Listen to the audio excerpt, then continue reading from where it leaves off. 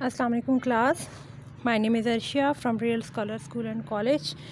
आज हमारा जो टॉपिक है कैनिज़ारोस रिएक्शन। कैनिज़ारोस रिएक्शन जैसे हमने ऑलरेडी किया था एल्डोल कंडेंसेशन इसी तरह होता है, लेकिन यहाँ पे थोड़ी सी चेंजेस आती हैं कि यहाँ पे कैनिज़ारोस रिएक्शन में अल्फ़ा हाइड्रोजन की चेंजेस है। हमने एल्डोल कंडेंसेशन में कहा था कि there must be alpha hydrogen, लेकिन कैनिज़ारोस में क्या होता है, there must not be an alpha hydrogen. यहाँ अल्फ़ा हाइड्रोजन कोई भी नहीं होनी चाहिए। अब वो किस तरह नहीं होंगी, या तो वहाँ पे आप फॉर्मल्डिहाइड लेंगे या आप बेंज़ल्डिहाइड लेंगे या आप ऐसा कीटोन लेंगे जो सब्स्टिट्यूटेड होगा, वहाँ पे कोई अल्फ़ा हाइड्रोजन नहीं होगी। अब ये रिएक्शन जो है वो डिसप्रपोर्शनेट होता है, मीन्स सेल्फ ऑक्सीडेशन रिडक्शन करता है। खुद ही आपस में ऑक्सीडेशन भी होती है, रिडक्शन भी होती है, और यहाँ पे 2 मॉलिक्यूल्स ऑफ एल्डिहाइड्स इन्वॉल्व होते हैं। अब 1 मॉलिक्यूल रिड्यूस हो जाता है इनटू करस्पॉन्डिंग अल्कोहल में हो जाता है, और जो दूसरा है वो ऑक्सीडाइज हो जाता है इनटू एसिड, जो कि in the form of salt होता है, सॉल्ट की फॉर्म में होता है। एसिड मीन्स कि प्रोटॉन वहाँ से सब्ट्रैक्टेड होता है और वहाँ पे O नेगेटिव होता है और साथ में सॉल्ट की फॉर्मेशन होती है, सॉल्ट की फॉर्म में होता है।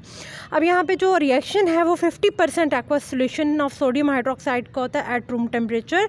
मीन्स यहाँ पे सोडियम हाइड्रोक्साइड एक स्ट्रॉन्ग बेस ली है, जहाँ पे जबकि हमने जो दूसरा किया था उसमें माइल्ड बेस ले रहे थे। अब जो कैनिज़ारोस रिएक्शन है इसमें हम कहते हैं कि जो हाइड्रोक्साइड आयन है एज अ न्यूक्लियोफाइल एक्ट करता है, जबकि उसमें जो हाइड्रोक्साइड आयन था एज अ बेस एक्ट कर रहा था, यहाँ पे एज अ न्यूक्लियोफाइल एक्ट करेगा।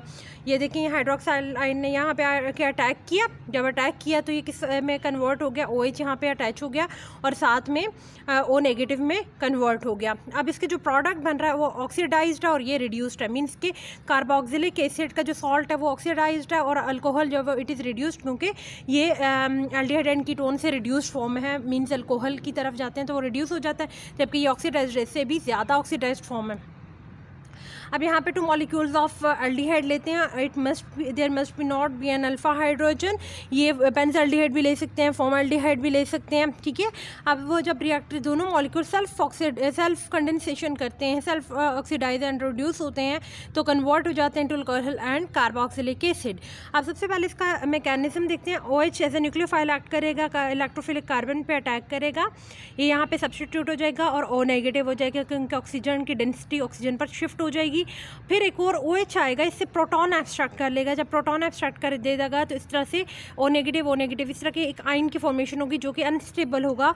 तो अनस्टेबल होने की वजह से एकदम से ये क्या होगा, प्रोटॉन को एब्स्ट्रैक्ट करेगा एंड ये अपना प्रोटॉन जैसे ही रिमूव करेगा तो जैसे इलेक्ट्रॉन डेंसिटी वापस आएगी। तो ये एक स्पेशल केस है जिसमें hydrogen as a hydride act करता है। Normally hydrogen as a hydrogen ion act करता है, तो ये हाइड्रोजन अपना हाइड्राइड के तौर पर जाके यहाँ पे एज अ न्यूक्लियोफाइल एक्ट करेगा इलेक्ट्रोफिलिक कार्बन पे, जिसकी वजह से इलेक्ट्रॉन डेंसिटी शिफ्ट हो जाएगी ऑक्सीजन की तरफ। अब ये वापस आके किस में कन्वर्ट हो गया, कार्बोक्सिलिक एसिड में, और ये यहाँ पर O नेगेटिव आयन बन गया। अब ये O नेगेटिव इस प्रोटॉन का एब्स्ट्रैक्ट करेगा, जिसकी वजह से अगेन इसके ऊपर नेगेटिव चार्ज आ जाएगा, ये अल्कोहल बन गया और ये यहाँ पर O नेगेटिव। अब यह क्योंकि जो इन्वायरमेंट था उसमें सोडियम हाइड्रोक्साइड थी, तो सोडियम इसके साथ कंबाइन हो जाएगी, तो ये सोडियम की फॉर्म में, मीन्स कि एसिट्रेट की फॉर्म में, एसिड जो होगा, एसिड्स की जो सॉल्ट होंगे इसके फॉर्म में होंगे, तो इस तरह से ये एक्ट करेगा। अब यहाँ पे हम और भी जैसे रिएक्शन ले सकते हैं, जैसे कि हम कहते हैं कि मिथॉक्साइड आयन है। मिथॉक्साइड मीन्स कि आप यहाँ पे ले रहे हैं फॉर्मल्डिहाइड और OH नेगेटिव एक्ट करेगा तो एनाइन बनेगा, तो एनाइन फिर अगेन वही दूसरा एल्डिहाइड आएगा, तो वो अपने ऑक्सीजन की डेंसिटी को जब शिफ्ट करेगा तो as a negative hydride ion आके एक्ट करेगा और यहाँ पे फॉर्मिक एसिड जो है वो फॉर्मेशन हो जाएगी फॉर्मिक एसिड की, और साथ में मेथनॉल की फॉर्मेशन होगी। Okay, thank you class. Hope so आप लोगों को समझ आया और ये इजी था, लास्ट से रिलेटेड था, तो समझ आ गया। आज छोटा सा टॉपिक था, इंशाल्लाह नेक्स्ट हम करेंगे हेलोफॉर्म रिएक्शंस करेंगे एंड आयोडोफॉर्म टेस्ट करेंगे। ओके, थैंक यू, अल्लाह हाफिज़।